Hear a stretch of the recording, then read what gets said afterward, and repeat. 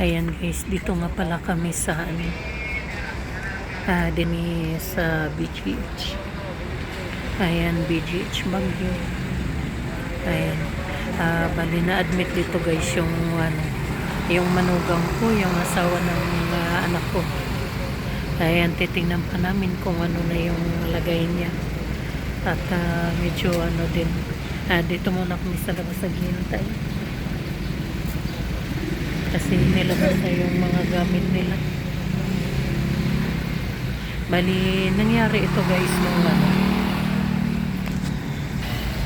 Nangyari ito nung ano, Sabado. Sabado ng madaling araw. Ayan. Kalalabas lang niya galing sa trabaho. Tapos may ano, may pinuntahan silang ano, weekday doon sa Bakaking, barangay Bakaking din. Yung ano yan dito guys, yung isang barangay sa ano, sa Baguio. Ayan, pumunta sila doon na walang ano, walang helmet siya lang yung walang helmet. Kasi nakita ko nagkwentuhan din kami ng ano, sandali ng ano, yung kasama niya. Ayan guys, ang masakit, nakita namin na ang akala namin sabi kasi nahimatay. Pero nung nakita namin, hindi namin siya makausap. Nasa ano siya, nasa emergency. Hindi namin inaasahan sa kanya nagpunyan yung mangyayari. Kaya yun. Tapos dinalaw namin kahapon, nung Sunday, kahapon.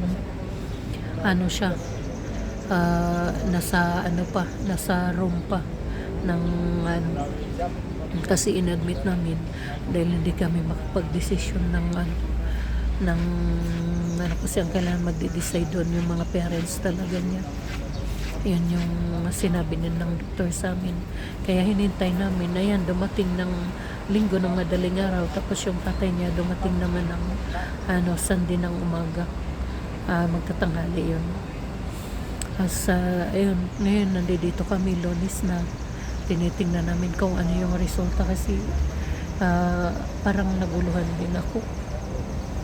Tapos yung anak ko, una muna niyang isinama doon yung parents ng ano, ng manugang ko.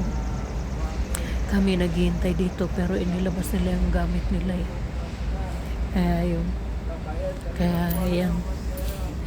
Titingnan natin guys kung ano yung mga susunod na pangyayari sa kanya. Hindi ko na siya binidyohan noong ano, kahapon. Nangyari pala yun ano, June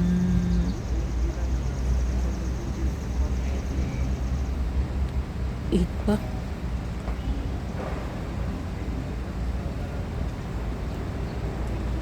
Ay, June 9 pala.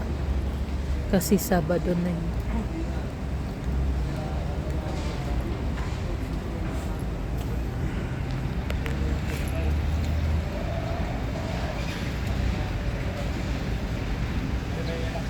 Ay, ano ba, hindi ko ma-anon guys kasi basta ganun guys, na ano, hindi ko maano yung itong pizza niya. Ayan, biglaan lang talaga guys, hindi namin inaasahan na ganyan yung pangyayari na yun.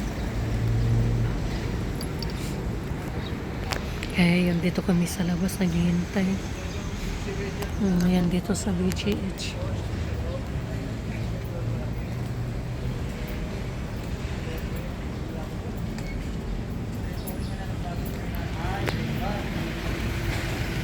Ayan, ito yung labas ng ano dito, BGH.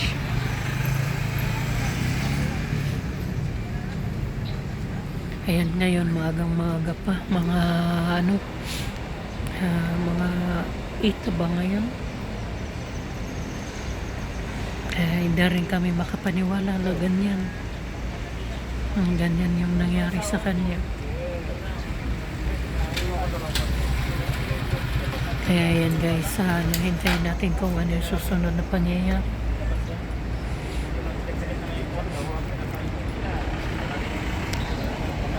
Yan, mahirap ang sitwasyon. Marami kaming pinagdaanan.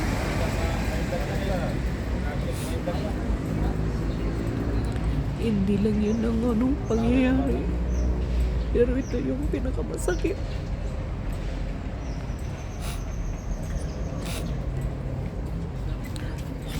Yung mga nakaraan, okay pa. Pero ngayon, mas mahirap talaga.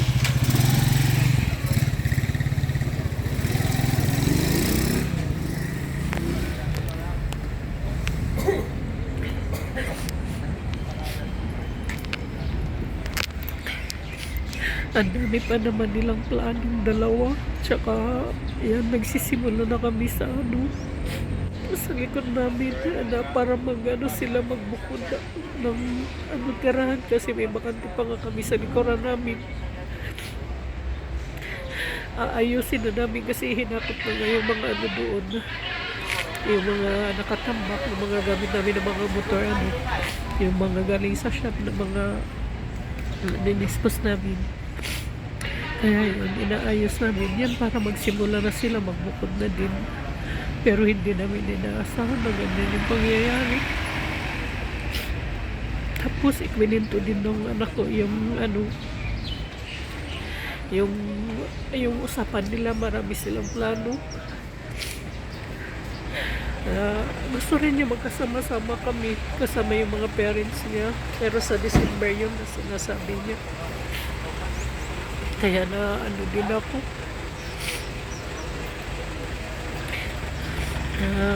Ganyan yung sitwasyon namin, yun ang mahirap.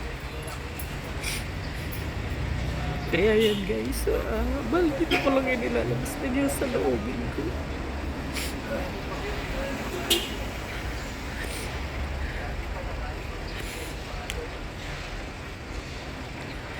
Ito yung masakit.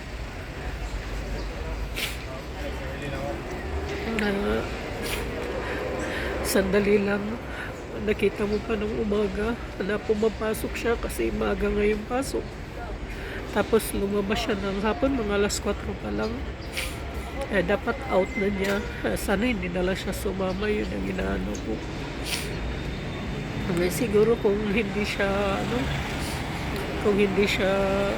sumama doon, hindi ganun ang sitwasyon niya ngayon.